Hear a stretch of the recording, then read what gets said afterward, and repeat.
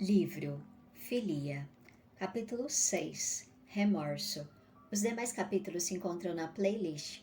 Deixe seu like, envie para alguma amiga e siga o canal. Seja bem-vinda e uma excelente leitura. Sempre sou eu quem deve apagar tuas faltas e não mais me lembrar de teus pecados. Isaías 43, 25. Quantas vezes magoamos nosso próximo sem querer, num momento de raiva e descontrole? Quantas vezes desconfiamos de um ente querido quando essa pessoa está realmente falando a verdade? Quantas vezes somos injustos com nossos filhos porque não valorizamos suas ações e qualidades? Essas são algumas situações que costumam trazer ao nosso coração um sentimento que aos poucos vai nos consumindo por dentro, o remorso. Não há nada de mal no arrependimento. Não somos perfeitos e qualquer um de nós pode voltar atrás em relação ao que disse ou fez.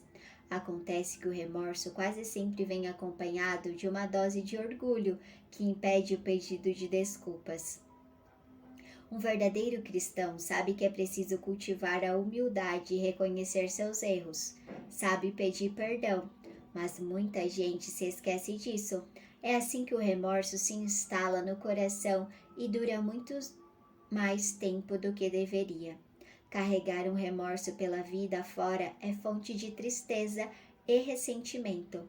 É uma aflição constante que pode até causar doença e depressão.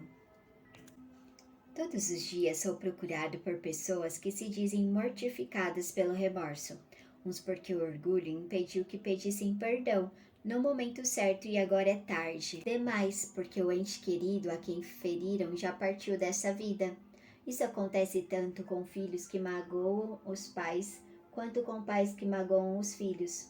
Há aqueles que sentem remorso porque traíram seus parceiros no momento de fraqueza. Há outros que se arrependem porque não tomaram o partido de alguém que sofreu algum tipo de injustiça. Há os que se arrependem porque foram ausentes e seus filhos optaram pelo mau caminho das drogas.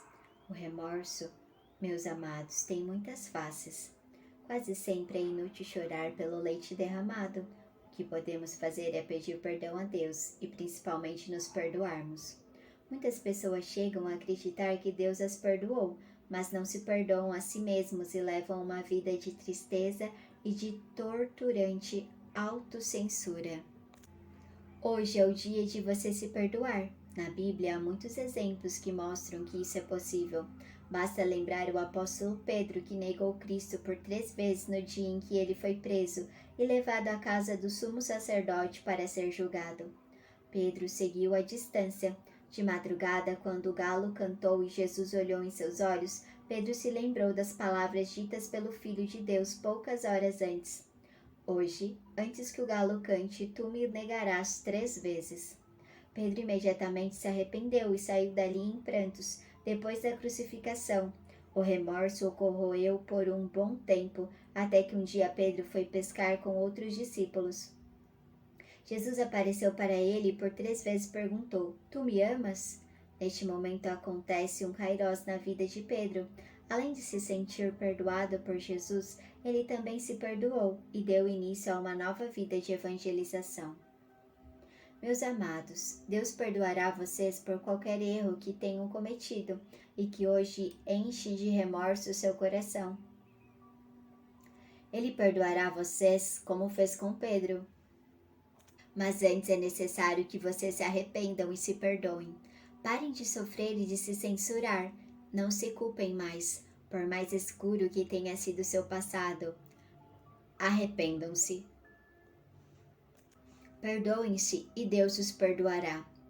Amados, Deus quer dar um novo futuro a vocês. Uma vida repleta de felicidade, de boas amizades, de sucesso em seus planos e de clareza em suas escolhas. Deus quer colocar filia em todos os momentos de sua vida, mas para isso, amados, é preciso que se perdoem para que toda a raiz de remorso seja arrancada de seus corações. Antes sede uns com os outros bondosos e compassivos, perdoai-vos uns aos outros, como também Deus vos perdoou em Cristo. Carta aos Efésios 4:32.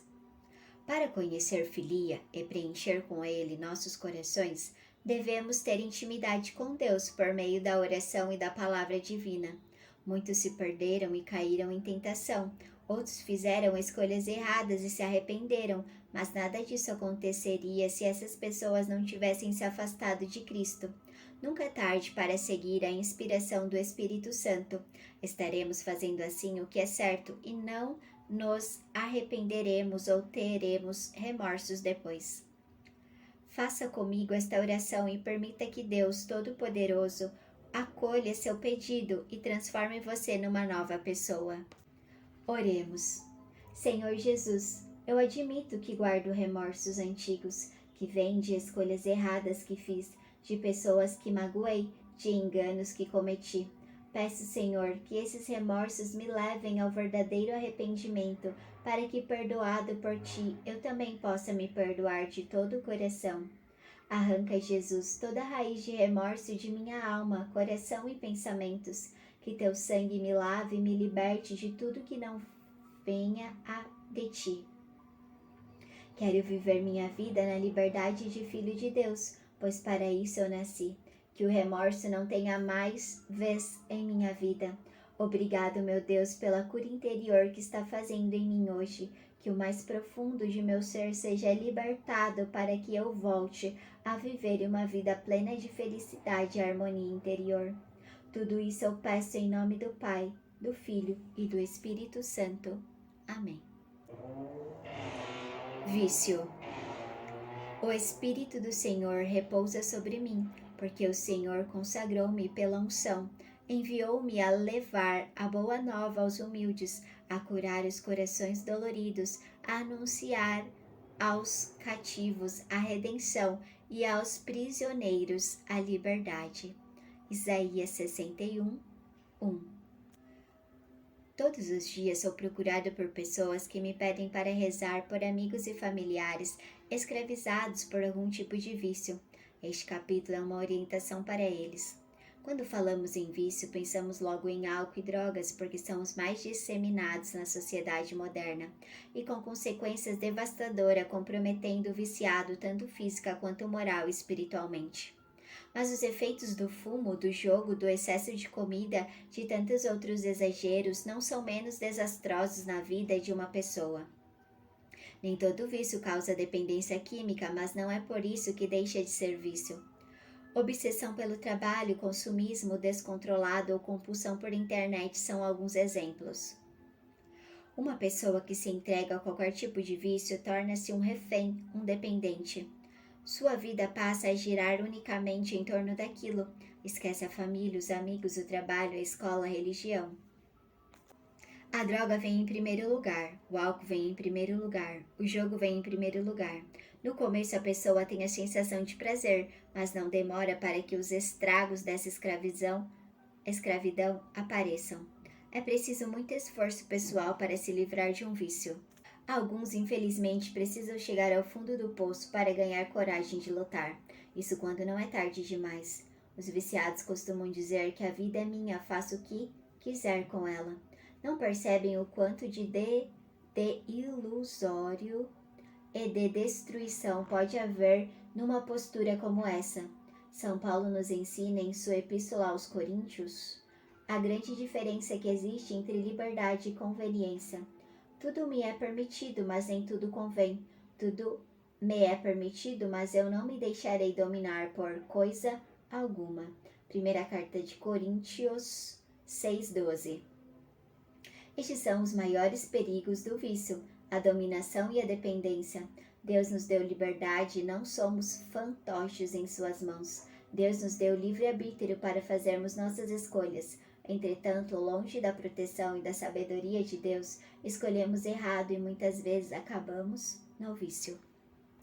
Quando estamos com Jesus, somos verdadeiramente livres, mas quando estamos no vício, somos cativos.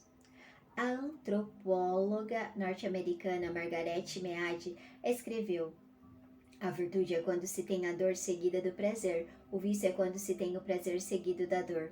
Concordo com isso. Optar pela virtude pode parecer difícil, mas no fim encontramos alegria.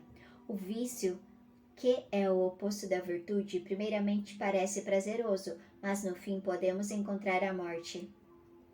Quando organizei em meu programa de rádio a Semana da Oração contra os Vícios, eu me deparei com uma estatística chocante. O alcoolismo atinge cerca de 10% da população brasileira. É um número muito alto, isso significa que temos 20 milhões de pessoas viciadas em bebida. Mas o problema não para por aí. De acordo com outra pesquisa, o alcoolismo afeta indiretamente muito mais gente. Os dados comprovam que para cada alcoólatra, ao menos 4 de seus familiares padecem com as consequências do alcoolismo. Sofrem agressões, espancamento, abandono, penúria, entre outras tristezas. Fazendo as contas, quase metade da população brasileira, direta ou indiretamente, sofre com o vício da bebida. Isso é assustador. Amados, vão me deter um pouco mais nesse vício, porque o álcool é uma droga socialmente aceita e que tem venda legal no país. Anúncios na televisão incentivam o consumo de bebida entre os jovens, associando o álcool a momentos de prazer e alegria. Há pais que levam os filhos pequenos aos bares, muitas vezes com o consentimento das mães, que se iludem com a ideia de que se o marido está com a criança, será mais difícil para ele assediar outra mulher. Quanto engano, quanta ilusão! Eu garanto a vocês, meus amados, não pode haver exemplo mais destrutivo do que uma criança assistir ao pai ou à mãe se embriagando. É preciso que fique claro de uma vez por todas, álcool é droga, alcoolismo é doença. Um alcoólatra precisa de tratamento, um alcoólatra precisa ser salvo para a filia do Senhor. Graças a Deus temos várias pessoas e entidades que lutam para a recuperação desses viciados. Gosto muito do trabalho do Alcoólicos Anônimos, AA, realizado em muitas igrejas do Brasil. Eles empregam o programa dos 12 Passos para a recuperação dos viciados em bebida e têm na oração da serenidade a sustentação espiritual necessária para que o alcoólatra encontre forças para se curar. Deus, dai-me serenidade para aceitar as coisas que eu não posso mudar, coragem para mudar as coisas que eu possa, e sabedoria para que eu saiba a diferença, vivendo um dia de cada vez, aproveitando um momento de cada vez, aceitando as dificuldades como um caminho para a paz, indagando como fez Jesus, este mundo pecador não como eu teria feito, aceitando que o Senhor tornaria tudo correto se eu me submetesse à sua vontade, para que eu seja razoavelmente feliz nesta vida e extremamente feliz com o Senhor para sempre no futuro. Amém. Como padre e pai espiritual, pude acompanhar muitos irmãos no processo de recuperação dos mais diversos vícios. Sei que não é fácil recuperar a sobriedade e se manter nela. Exige muita fé, resignação e perseverança. Sei que cabe ao viciado dar o primeiro passo, impor um tratamento ou a internação forçada de nada adianta, pois quando o dependente sai da clínica, recairá no vício. Precisamos rezar e interceder por essas pessoas para que tenham um encontro pessoal com Jesus e queiram se libertar do vício que as torna cativas e infelizes. Sei que é muito difícil tirar um pai, um filho ou um amigo do vício sem a ajuda de um profissional, mas sei também a importância do filia, o amor fraternal de pais e amigos na recuperação dessas pessoas.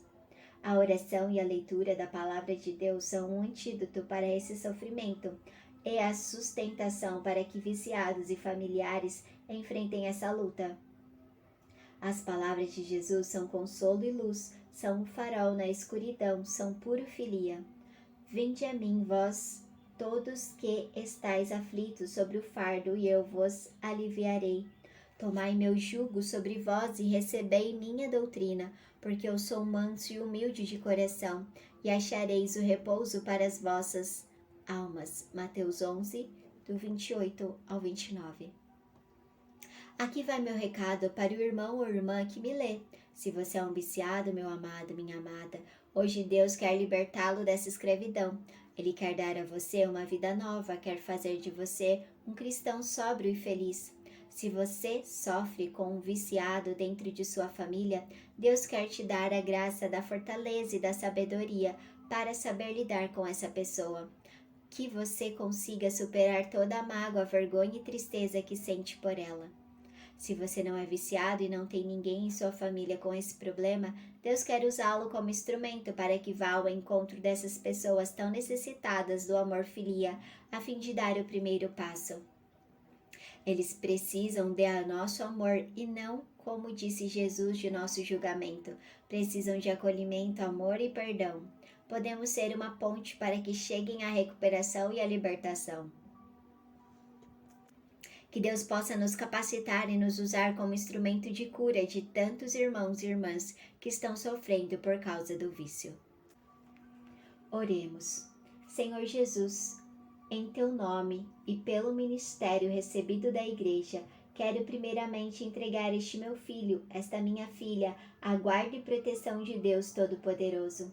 Viciado nas drogas, no álcool, na comida, na pornografia, na internet, em jogos, em qualquer outro tipo de vício que prejudica a sua vida e o torna escravo.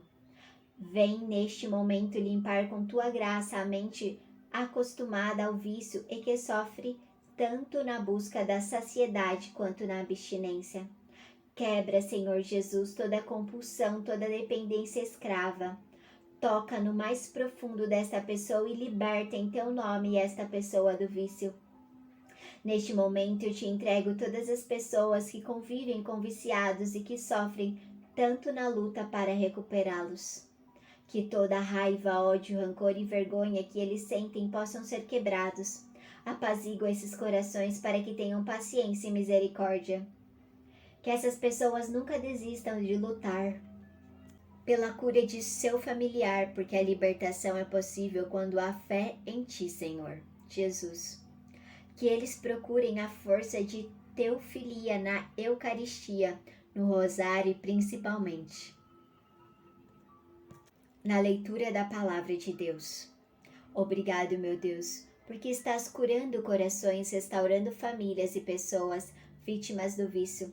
Que seja derramada sobre a pessoa que está rezando comigo neste momento a bênção capaz de extirpar qualquer vício.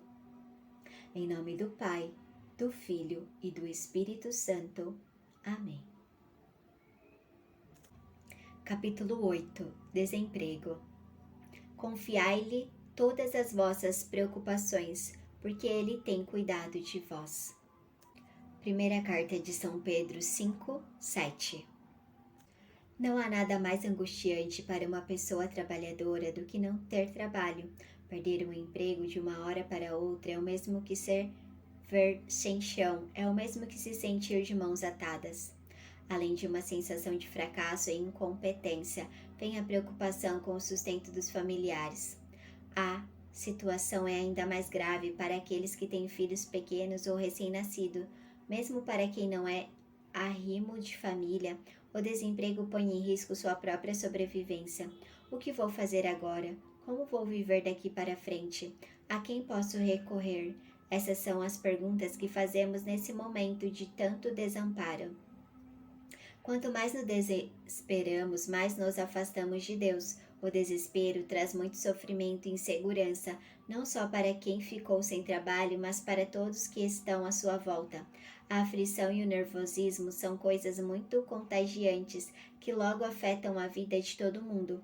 Pior ainda quando o desemprego se entrega ao sentimento de derrota e segue pelo caminho do alcoolismo ou das drogas. Meus amados, como filhos e filhas de Deus, temos que, antes de tudo, depositar nossa inteira confiança em Jesus. Sempre que nos sentirmos perdidos e sem esperanças, é a Ele que devemos recorrer. Em todas as horas de nossas vidas, sejam boas ou más, Ele deve ser nosso farol e porto seguro. Suas palavras estão ao nosso alcance na Bíblia para nos consolar e fortalecer.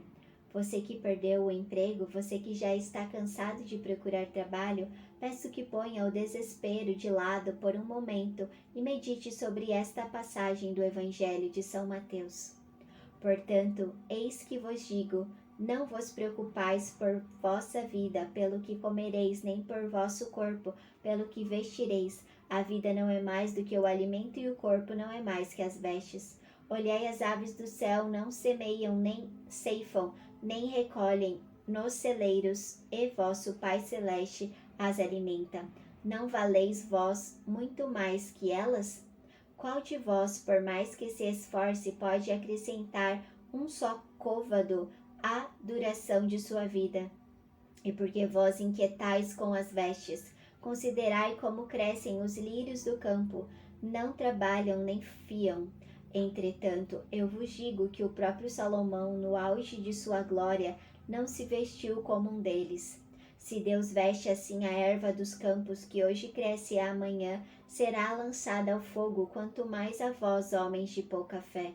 Não vos aflijais nem digais que comeremos, que beberemos, com que nos vestiremos. São os pagãos que se preocupam com tudo isso. Ora, vosso Pai Celeste sabe que necessitais de tudo isso. Buscai em primeiro lugar o reino de Deus e a sua justiça, e todas essas coisas vos serão dadas em acréscimo. Não vos preocupais, pois com o dia de amanhã terá as suas preocupações próprias. A cada dia basta o seu cuidado. Mateus 6, do 25 ao 34. Neste trecho do Evangelho, Deus nos ensina que primeiramente temos que buscar seu reino para que nada nos falte. Com o mesmo amor que o Senhor cuida dos animais e dos ciclos da natureza, Ele cuidará de nós, seus filhos amados. Pode ser que nesse momento de desamparo você esqueça da fé, então quero lembrá-lo de que Deus é seu amigo de todas as horas e não irá abandoná-lo no sofrimento. Coloque nas mãos dele todas as suas ansiedades, medos e angústias. Ele cuidará de seu futuro. Se você que me lê está passando por essa fase difícil do desemprego, troque o pessimismo e o desânimo pela palavra divina. Quando pensamos coisas negativas, acabamos agindo de acordo com elas. Renove seus pensamentos com as palavras do Senhor e não desista. Acredite, com a graça de Deus você irá conseguir um bom emprego. Tenha ânimo para enviar seu currículo às empresas e conversar com as pessoas em busca de novas oportunidades. Arrume-se adequadamente quando for chamado para uma entrevista. Mantenha confiança no Senhor, assim você sentirá confiança em si mesmo e transparecerá isso para as outras pessoas. Lembre-se de que seu sucesso depende de você. A escolha é sua. Você pode agir como vítima, como fracassado ou assumir uma atitude perseverante e vitoriosa. Sua escolha faz toda a diferença. Acredite em seu valor.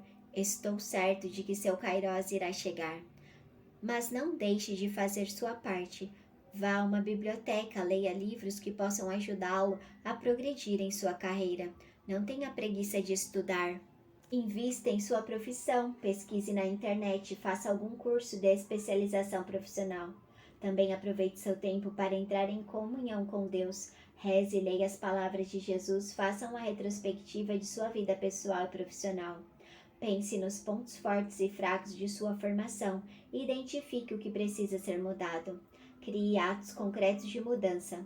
O desemprego pode ser um período difícil, mas com Jesus em seu coração será um tempo de colher bons frutos. Não se revolte contra Deus. As provações que passamos servem para nos aperfeiçoarmos como seres humanos. Lembro aqui a parábola do oleiro, que já contei algumas vezes em meu programa de rádio. Para fazer um belo vaso, em primeiro lugar, o oleiro molda o barro. Depois ele o cozinha em alta temperatura, para que se torne resistente e não se quebre ao primeiro choque. Quando postos em alta temperatura, alguns vasos se quebram. Assim somos nós nas mãos de Deus. Quando não quebramos diante das dificuldades, saímos mais fortalecidos. Deus é o oleiro que nos molda e as provações nos fazem mais fortes e íntegros. Por isso, amados, sei que não irão se quebrar como vasos frágeis. Sei que irão superar as dificuldades porque foram forjados no fogo divino. Não desperdice mais seu tempo enquanto o novo trabalho não chega. Aproveite para se reciclar, ler bons livros, rezar e aprender coisas novas. Afaste seu pensamento de tudo que for negativo e deixe que o Espírito Santo o ilumine. Oremos. Senhor Jesus, quero neste momento rezar por esta pessoa que está desempregada e que se encontra abatida, desanimada, preocupada, deixando-se levar pela sensação de fracasso. Retira, Jesus, todos os maus pensamentos que atormentam esta mente e que acabam roubando a paz deste coração. Jesus, Pelo teu sangue eu peço para esta pessoa a graça do rebatismo em teu espírito. Que a partir de agora sua vida seja cheia de paz, alegria, bons pensamentos e vontade de viver.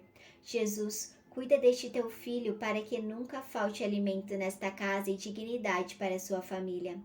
Eu te peço, Jesus, dai-lhe calma, segurança e sabedoria na hora de uma entrevista de emprego. E dai-lhe ânimo para os estudos e aprimoramento profissional. Obrigado, meu Deus, pela porta que se abrirá e pela luz que iluminará a vida de quem está diante de ti. Tudo isso selamos em nome do Pai, do Filho e do Espírito Santo. Amém.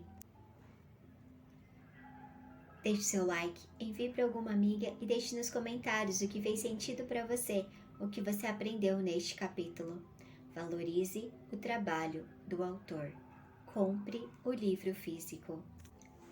E se você percebe que tem algum vício e deseja tratá-lo, eu sou terapeuta sistêmica, consteladora familiar e coach de emagrecimento e eu posso te ajudar no seu processo. Por exemplo, se você percebe que você come em excesso, você vai precisar olhar a causa emocional disso, porque muitas vezes a pessoa que come muito, ela está comendo devido a uma emoção. Geralmente, o excesso de peso está relacionado a um abandono materno. Então é importante trabalhar a sua relação com a sua mãe. Talvez a sua criança interna se sentiu abandonada por ela, depois da chegada de um irmãozinho, ou por ela ter ficado doente, ou até mesmo porque ela trabalhou demais e não tenha tempo para você. Então essas são algumas causas que faz com que muitas crianças, elas acabam se sentindo abandonadas e com isso elas acabam descontando na comida. Na constelação familiar também nós vemos que muitas vezes a compulsão por comida vem devido a faltas que a pessoa teve na infância. Então, por exemplo, se você na infância não tinha alimento suficiente ou você sempre viveu naquele medo da falta, porque em muitas famílias tinham muitos filhos, entre aspas, muitas bocas para sustentar, então existiu sempre muito medo. Será que eu vou ter o suficiente? Então, quando chega na fase adulta, é como se aquele medo ainda está aí dentro de você, se você não tratou, e você vai comendo devido ao medo de acabar, ao medo da falta. E também devido a padrões repetitivos dos seus ancestrais, que talvez viveram fome, miséria, não tinham o que comer, se morreram, teve muitas pessoas no passado que morreram de fome. E se isso aconteceu no seu sistema, é importante você se libertar, porque muitas vezes você pode estar comendo devido a essa falta dos seus ancestrais. E o vício de bebida geralmente está muito relacionado a um abandono paterno. Então, se você, por exemplo, cresceu sem o seu pai, teve ausência paterna, ou viu o seu pai viciado em bebida, batendo na sua mãe, isso pode ter criado uma série de traumas dentro de você. E hoje você recorre à bebida, às drogas, devido a esses traumas que ainda estão reverberando na sua criança interna. Então é importante você acolher a sua criança interna, é importante você ressignificar o seu histórico, a sua relação com o seu pai, com a sua mãe, para que você possa se permitir não mais buscar nos vícios da bebida, das drogas, do álcool, dos jogos, da pornografia, para preencher esses vazios emocionais vindo da sua infância, vindo de uma carência, de uma ausência paterna e materna. Cure a sua criança interior. Se liberte dos padrões negativos vindo do seu sistema familiar. Se reconecte com Deus, porque quanto mais você se aproximar de Deus, você vai se preencher do amor, da alegria de Deus e você não vai mais precisar buscar no prazer, na pornografia, entre outros vícios. Aguarde o seu contato, agende o seu atendimento e escolha cuidar da pessoa mais importante que é você. Quando você se liberta desses vícios, você permite que o seu sistema familiar, os seus filhos, os seus netos não tenham mais esses vícios também. Gratidão por ter chegado até aqui. Até o próximo vídeo. Muita luz, amor e paz no seu caminho. Gratidão.